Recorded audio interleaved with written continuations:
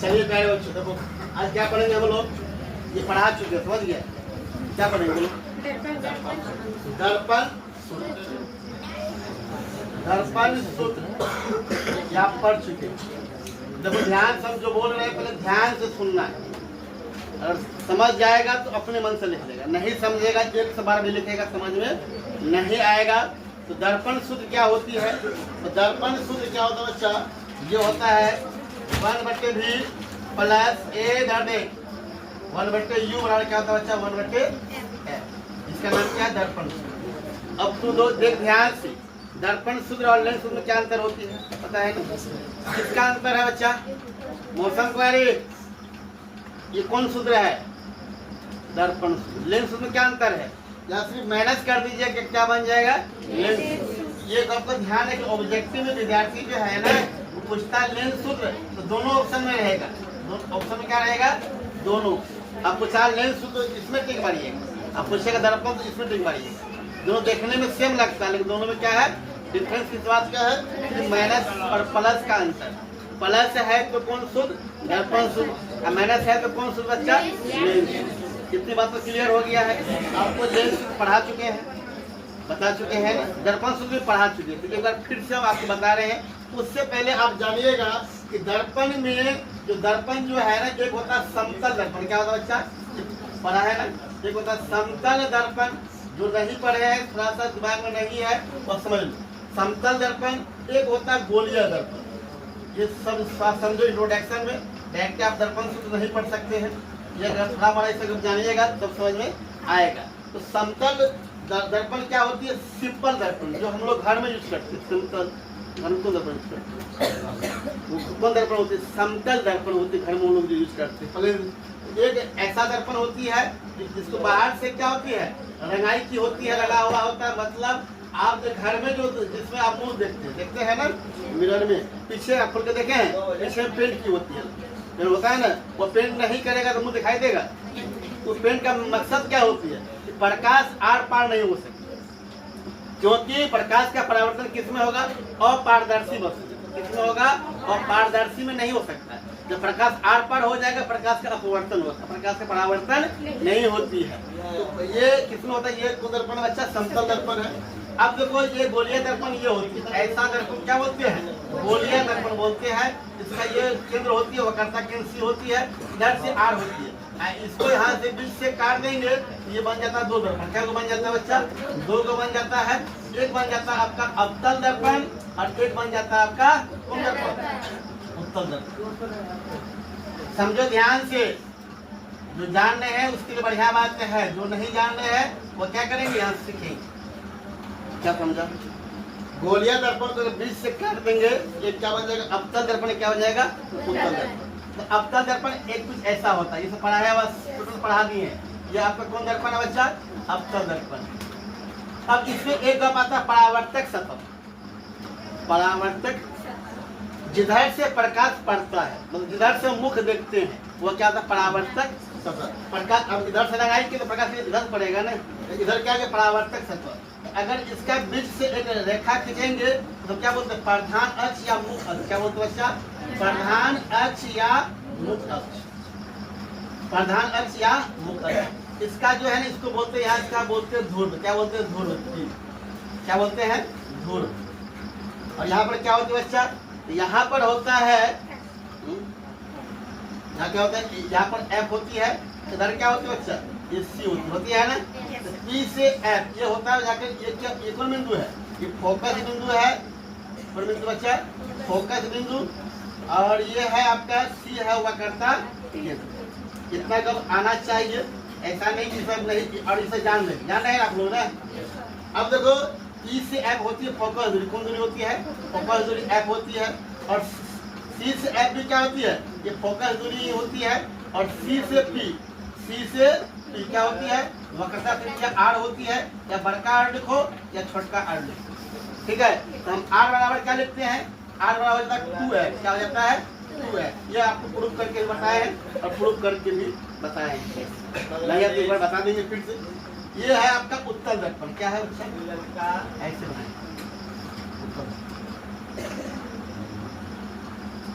ये कौन दर्पण बच्चा?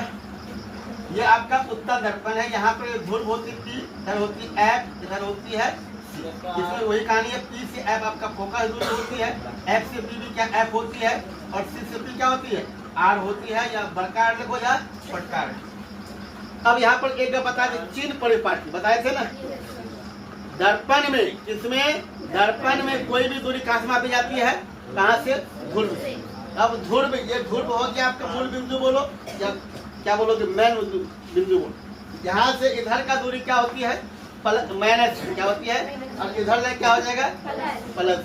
ऊपर क्या होगा, प्लस, नीचे क्या होगा, माइनस। अब देखो यहाँ से ध्यान से समझना है कि अगर पूछेगा अवतल दर्पण की फोकस दूरी क्या होती है, धनात्मक की ऋणात्मक, इधर है तो क्या बोलेंगे ऋणात्मक। और इसी में ऑब्जेक्टिव पूछ देगा उत्तल दर्पण की फोकस दूरी क्या होती है, धनात्मक की ऋणात्मक। ये दूरी इधर है ना, क्या होगा, ऋणात्मक होगा, कोई दिक्कत। अब बताए थे, इसी में आपको बताए थे दर्पण में बना प्रतिबिंब, क्या बताए थे, दर्पण में, ये बताए थे, बोलिए दर्पण में बना प्रतिबिंब, बोले दर्पण में बना प्रतिबिंब बताए थे। तो मेरे प्यारे बच्चों, गोलिया दर्पण में जो बड़ा प्रतिबिंब होता है ना, तो दर्पण दो गो है गोलिया दर्पण, एक अवतल है, एक क्या है, उत्तल है। अवतल में आपका 6 फिगर बनता है, 6 प्रकार के, लेकिन उत्तल में कहीं भी रखोगे प्रतिबिंब क्या बनता है, हमेशा काल्पनिक बनता है, सीधा बनता है। लेकिन अवतल दर्पण में क्या होती है बच्चा, प्रतिबिंब अलग अलग बनता है ना। जाकर के अगर यहाँ बात करोगे, किसका बात करोगे, यहाँ बात करोगे अवतल दर्पण में, देखो ध्यान से सब पढ़ाया हुआ है, इसको नहीं जानते हैं आप एक इधर देखिएगा, ये आपका जो है ना अवतल दर्पण है, एक देख ध्यान से। अब ये F हो गया, ये C हो गया। जब वस्तु को यहाँ रखेंगे इसका इमेज क्या बनता है, काल्पनिक बनता है, दर्पण के पीछे पढ़ाए हुए है ना। ये वस्तु AB को कहाँ रखेंगे, फोकस और ध्रुव के बीच रखेंगे तो प्रतिबिंब दर्पण के पीछे बनता है, जो काल्पनिक होती है और क्या होती है, सीधा होती है, वस्तु से बड़ा होता है। जब वस्तु को F पर रखते हैं प्रतिबिंब क्या बनता है, तो बनता है।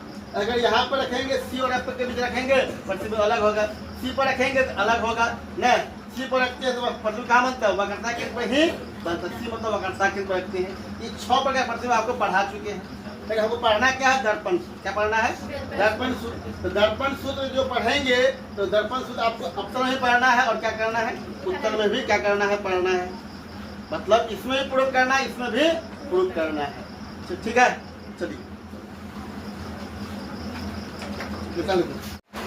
चलिए क्या लिखोगे बच्चा, दर्पण सूत्र, दर्पण सूत्र। तीसरे बच्चा अवतल दर्पण। अभी आपको समझाए थे हम दर्पण सूत्र को किसमें, मतलब दर्पण सूत्र को अवतल में भी और क्या कर, उत्तल में भी क्या कर सकते हैं, सिद्ध कर सकते हैं। तो अवतल दर्पण के लिए पहले क्या करो, अवतल दर्पण का फिगर बनाओ। तो अवतल दर्पण का फिगर यहाँ बनाएंगे, देखो ध्यान से, देखो बोर्ड में, ये अवतल दर्पण हो गया, इधर देख, ये से लाइन शुरू हो गई, ये प्रधान अक्ष या मुख्य अक्ष बोलते C हो गया, यहाँ पे F हो गया, यहाँ पे C हो गया। अब देखो यहाँ पर इसमें 6 फिगर बनता है, कहीं भी तो इसमें 6 प्रकार के प्रतिबिंब बनती है। वस्तु को यहाँ रखेंगे अलग होगा, वस्तु को यहाँ रखेंगे अलग होगा, वस्तु को यहाँ रखेंगे अलग होगा, वस्तु को यहाँ रखेंगे अलग होगा, C और अनंत के बीच रखेंगे अलग होगा, और कहाँ पे अनंत पे रखेंगे तो उसका प्रतिबिंब क्या होगा। हम 6 फिगर में से कोई फिगर बना के हम दर्पण सूत्र को प्रूव कर सकते हैं। जो सबसे आसान और इजी फिगर है तो कौन सा है, जब वस्तु को वक्रता केंद्र कहाँ रखते हैं, अनंत के बीच। वक्रता केंद्र और अनंत के बीच हमने वस्तु रखा AB, क्या रखा बच्चा, A और B, ये वस्तु है। यहाँ से एक प्रकाश केंद्र भेजेंगे मुख्य अक्ष के समांतर। ये क्या, जब कोई प्रकाश किरण कहाँ से, दर्पण में प्रधान अक्ष के या मुख्य अक्ष के समांतर जाती है, वह कहाँ से निकलता है, दर्पण में।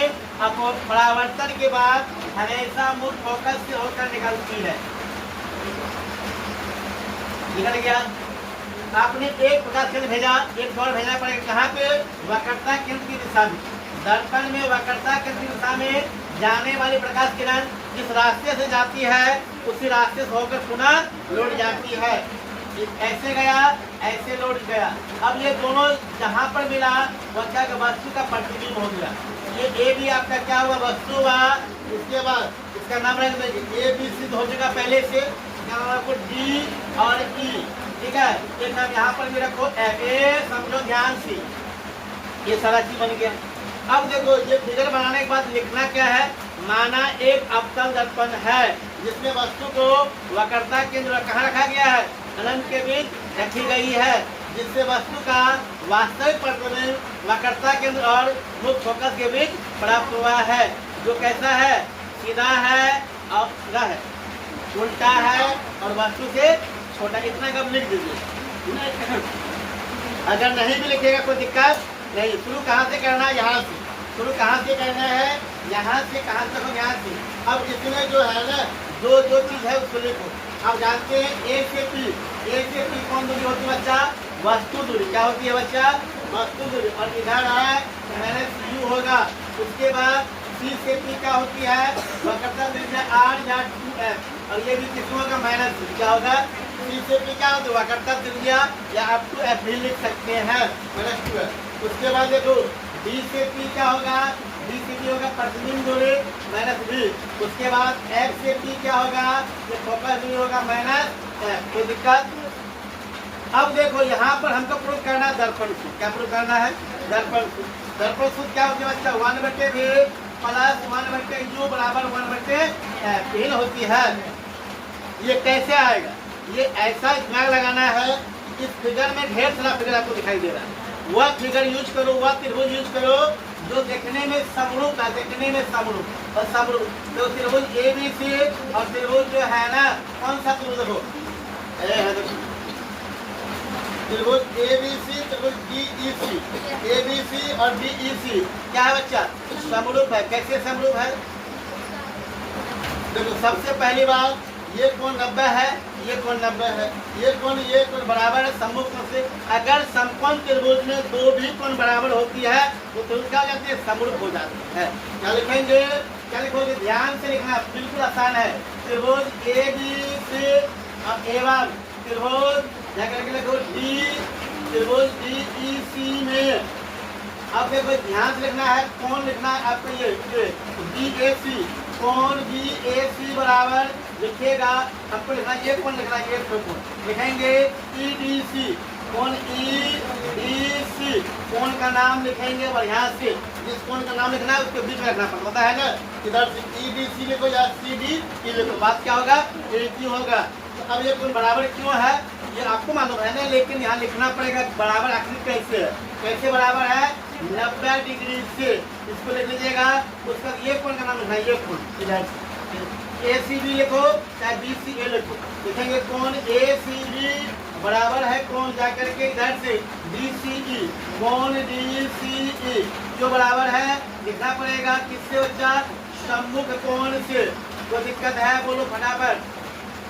तो किसी त्रिभुज का अगर दो कोण बराबर हो जाए, ये समकोण में लागू होता है, अगर समकोण का दो भी कोण बराबर हो गया तो क्या हो जाएगा, समरूप हो जाएगा। लिखेंगे इसीलिए त्रिभुज ए बी सी समरूप त्रिभुज डी ई सी।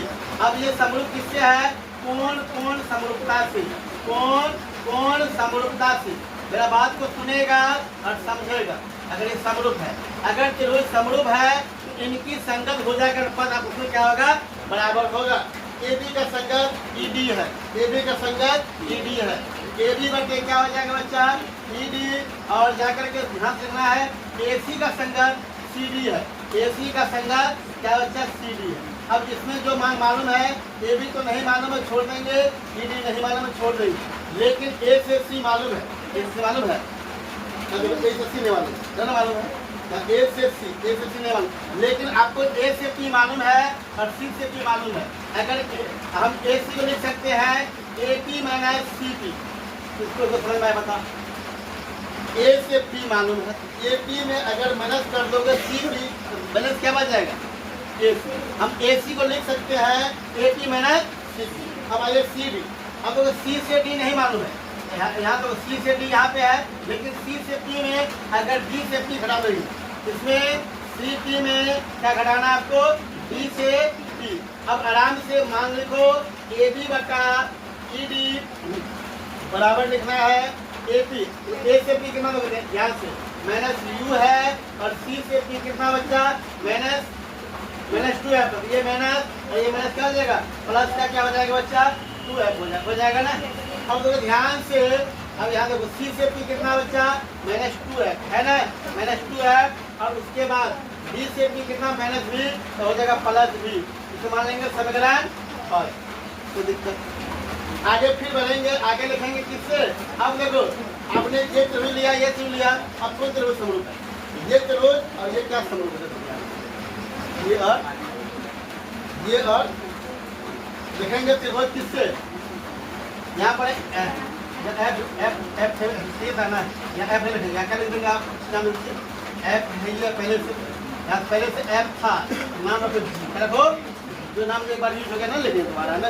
देखो त्रिभुज किससे, जी पी एफ से त्रिभुज जी ई एफ एवं त्रिभुज क्या लिखोगे ये बोलो ई डी एफ, त्रिभुज ई डी एफ से।